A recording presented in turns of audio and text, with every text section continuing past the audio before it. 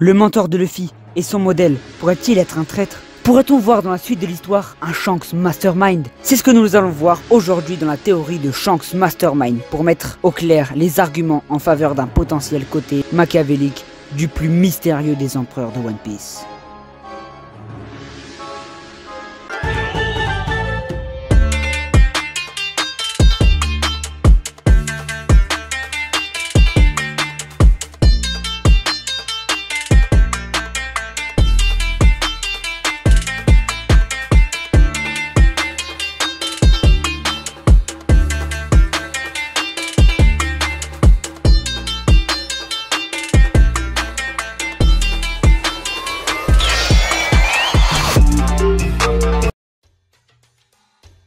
Pourquoi cette théorie existe-t-elle? Pour faire simple, la théorie de Shanks comme Mastermind vient d'un fait étrange. Si Roger a pu atteindre l'Octel et devenir roi des pirates, pourquoi aucun autre pirate n'a réussi depuis?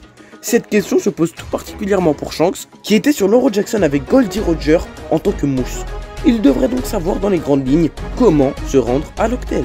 Sachant que personne n'a réussi à s'y rendre, même par hasard ou par la force, de nombreux fans ont émis la théorie que pour se rendre à l'Octel, il fallait être en possession d'une clé. Et quel élément différencie Roger de la plupart des autres pirates?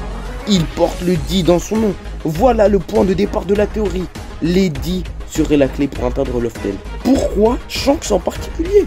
Revenons sur les faits que nous connaissons sur Shanks. Il était mousse avec Baggy dans l'équipage de l'Euro Jackson. Il a atteint Raftel alors qu'il était encore enfant, même s'il ne s'est pas rendu directement sur l'île car Baggy est tombé malade. Toutefois, on ne sait pas s'il a pu découvrir l'histoire du siècle oublié ou ce qu'est le One Piece exactement. Il était également très proche du capitaine Goldie Roger qui lui a confié son précieux chapeau de paille, que Shanks a lui-même ensuite donné à Luffy.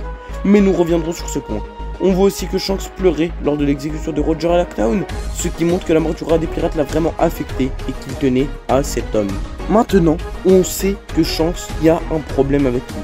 Un élément puissant qui soutient la théorie de Shanks Mastermind est la différence entre ses actes et son apparente personnalité. À Fushia, avec Luffy, Shanks est joyeux, insouciant et ne paraît pas très ambitieux. Bien sûr, il sait être sérieux comme lorsqu'il menace les brigands, mais rien dans ses intentions n'est très clair. Il semble ne rien faire d'autre qu'attendre, jusqu'au jour où il trouvera le fruit du démon de Luffy. Après quoi, il repart quelques temps après. Justement, concernant ce fruit du démon, Luffy a-t-il réellement mangé par accident ce fruit? On pourrait se dire que ça c'est arrivé dans le passé, précisément à cause de Shanks. C'est le cas de Baggy qui a avalé par accident son fruit du démon en étant surpris par Shanks. On peut donc douter que le même personnage provoque deux incidents similaires concernant les fruits du démon. Mais admettons, peut-être que Shanks cherchait réellement ce fruit du démon et que Luffy l'a mangé par hasard. C'est à la suite de cet incident que le plan de Shanks se serait mis en place. Puisque Shanks n'a plus accès au fruit du démon qu'il a volé au CP9, il aurait décidé de manipuler son possesseur, Luffy. Avant de regarder le meilleur moment de la vidéo, rejoignez notre navire en vous abonnant afin de vivre les dernières années de One Piece en notre compagnie. Et en lâchant votre plus gros pouce bleu. Merci de votre soutien. Shanks Mastermind, le plan de l'empereur. Au début de cette théorie, on a dit que pour atteindre Loftail, la présence d'un D était nécessaire. Qui aurait-il pu choisir? Premièrement, Barbe Noire, aussi connu sous le nom de Marshall D. Teach. Ces deux-là se connaissent, mais ne s'apprécient pas vraiment. En effet, Shanks dit que la cicatrice qui le fait le plus souffrir, c'est celle que lui a infligée Barbe Noire. Mais vous êtes-vous déjà demandé à quel moment le mystérieux pirate a-t-il pu blesser le roux? Lors de la bataille contre Shiki, Shanks n'avait pas de cicatrice. Une semaine plus tard, Goldie Roger et le reste de l'équipage atteignaient Loftail. Ensuite, à l'exécution de Roger, 2 ans plus tard, on ne voit pas le visage de Shanks.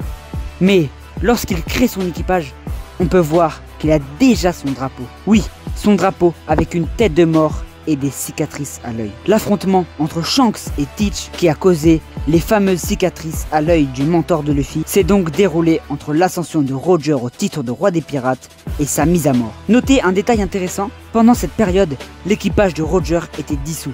Donc, Shanks et Barbe Noire ne se sont pas affrontés lors d'une bataille entre les deux équipages. C'est donc Shanks qui a dû aller à la rencontre de l'équipage de Barbe Blanche pour voir Teach, puisqu'il était le seul D connu en dehors de Roger. Quelque chose a dû mal tourner et ils se sont affrontés avec en résultat la fameuse cicatrice. On peut donc penser que Shanks n'était pas aussi innocent qu'on le présente. Il n'aurait donc pas sacrifié son bras pour rien. mais aurait calculé son coup. Il veut se servir de Luffy, qui est aussi un D, pour pouvoir retourner à Lovetail.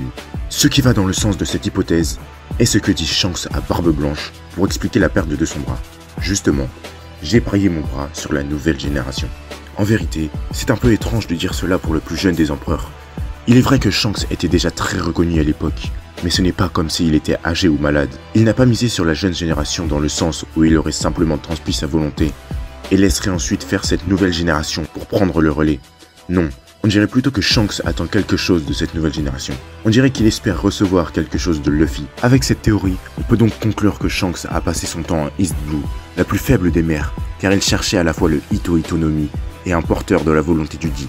De plus, s'il agit rarement dans le Nouveau Monde, c'est aussi parce qu'il attendait que Luffy éveille ses pouvoirs. De ce point de vue, la théorie de Shanks Mastermind semble se confirmer, d'autant plus qu'il paraît être rival direct avec Luffy, puisqu'il veut aussi le One Piece. Ouais l'équipage, c'est déjà la fin de cette vidéo, on espère que vous avez kiffé, on se retrouve dimanche prochain pour la prochaine vidéo. C'est fini les vidéos le mercredi, c'était pendant les vacances, mais aux prochaines vacances ça va revenir, vous inquiétez pas. Sur ce, on vous dit ciao, à la prochaine.